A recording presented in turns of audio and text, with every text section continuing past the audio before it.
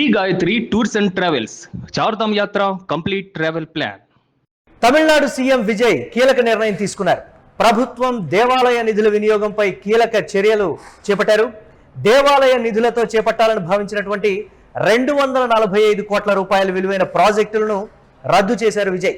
కళ్యాణ మండపాలు, commercial buildings నిర్మాణాల కోసం స్టాలిన్ సీఎంగా ఉన్న సమయంలో ఇచ్చినటువంటి ఆదేశాలను ప్రస్తుత సీఎం నిలిపివేశారు. ప్రాజెక్టులపై వివాదాలు, దేవాలయాలపై ఆర్థిక భారం వంటి కారణాలతో ఈ చర్యలు తీసుకున్నట్లుగా తెలుస్తోంది. దేవాలయ నిధుల్ని వాణిజ్య కార్యకలాపాల కన్నా ఆలయ అభివృద్ధి, భక్తుల సౌకర్యాలపై ఫోకస్ పెట్టాలని విజయ్ ప్రభుత్వం నిర్ణయం తీసుకున్నటువంటి పరిస్థితి. గతంలో డిఎంకే ప్రభుత్వం తీసుకున్న ఈ నిర్ణయానికి సంబంధించి చాలామంది భక్తులు కావచ్చు, దేవాలయాలకు సంబంధించినటువంటి ఆధ్యాత్మికవేత్తలు కావచ్చు, వాళ్ళందరూ కూడా అభ్యంతరం చెప్పినటువంటి పరిస్థితి.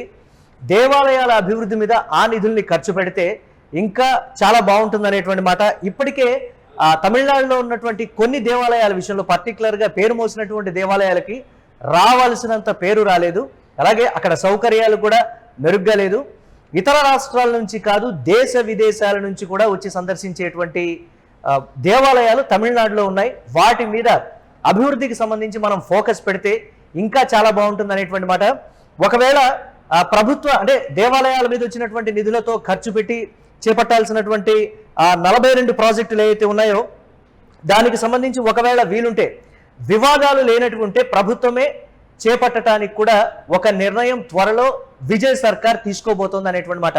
డిఎంకే ప్రభుత్వం మీద వచ్చినటువంటి విమర్శలు కావచ్చు, లేకపోతే ఇతరత్ర అన్ని కారణాలను కూడా సమీక్షించిన తర్వాత దేవాలయాల మీద వచ్చినటువంటి ఆదాయాన్ని తిరిగి దేవాలయాలకి, భక్తుల సౌకర్యాల కోసం ఖర్చు పెట్టడమే సమంజసం. ఇది విజయ్ తీసుకున్నటువంటి కీలక నిర్ణయం. ఆధ్యాత్మికవేత్తలు కావచ్చు, భక్తులు, దేశవ్యాప్తంగా తమిళనాడును పదే పదే సందర్శించేటువంటి భక్తులు కూడా హర్షం వ్యక్తం చేస్తున్నటువంటి పరిస్థితి.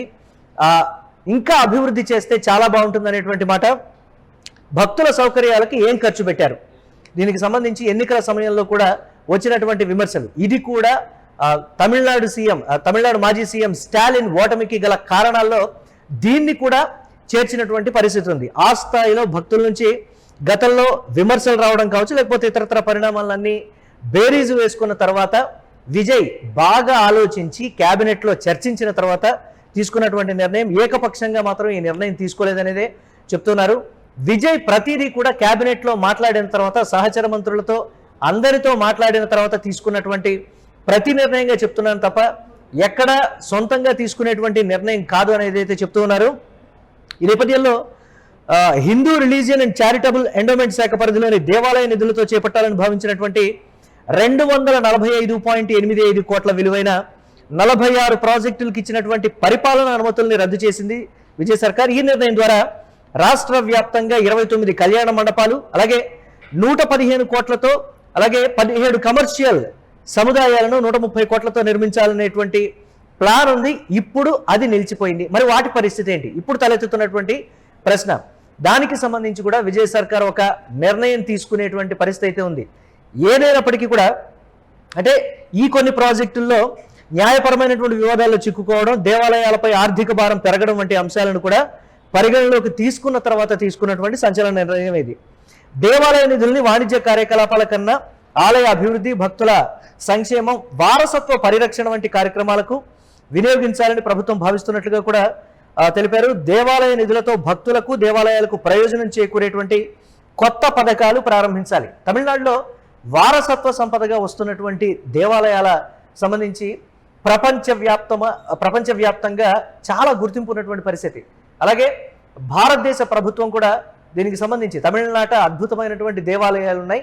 వాటికి చేపట్టాల్సినటువంటి మరమ్మతులు కానీ, తీసుకోవాల్సినటువంటి చర్యలు కానీ, భక్తుల నుంచి వస్తున్నటువంటి విమర్శల్ని తమిళనాడు సర్కార్ పట్టించుకోవాలి. ఇది గతంలో ఉన్నటువంటి విమర్శ. కానీ ఇప్పుడు విజయ్ తీసుకున్నటువంటి నిర్ణయంతో తమిళనాట జీర్ణోద్ధరణ దశకు చేరుకున్నటువంటి ఆలయాలు కొన్నింటిని ఐడెంటిఫై చేయడం జరిగింది. అంటే దాదాపుగా పూర్తిగా శిథిలావస్థకు చేరుకున్నటువంటి ఆలయాలు, భక్తులు వస్తున్నప్పటికీ, అక్కడ ఆదాయం వస్తున్నప్పటికీ సరైనటువంటి రీతిలో ఆ పరిసర ప్రాంతాల్లో భక్తులకు అనుగుణంగా సౌకర్యాలు లేవు, మరమ్మతులు లేవు.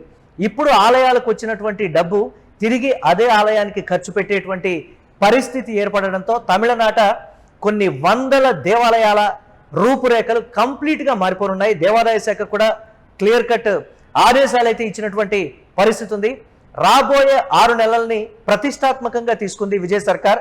ఆలయాల అభివృద్ధికి సంబంధించి ఒక నివేదికను కూడా తెప్పించుకున్న తర్వాత, అన్నింటిని బేరీజు వేసుకున్న తర్వాతే విజయ్ ఈ సంచలన నిర్ణయం తీసుకున్నారని కూడా చెప్తున్నారు. తమిళనాట భక్తులు ఈ అంశానికి సంబంధించి ఒకంత హర్షం అయితే వ్యక్తం చేస్తున్నటువంటి పరిస్థితి ఉంది. చూడాలి ఒక 6 నెలల టార్గెట్ని ఏ విధంగా రీచ్ అవుతారనేది.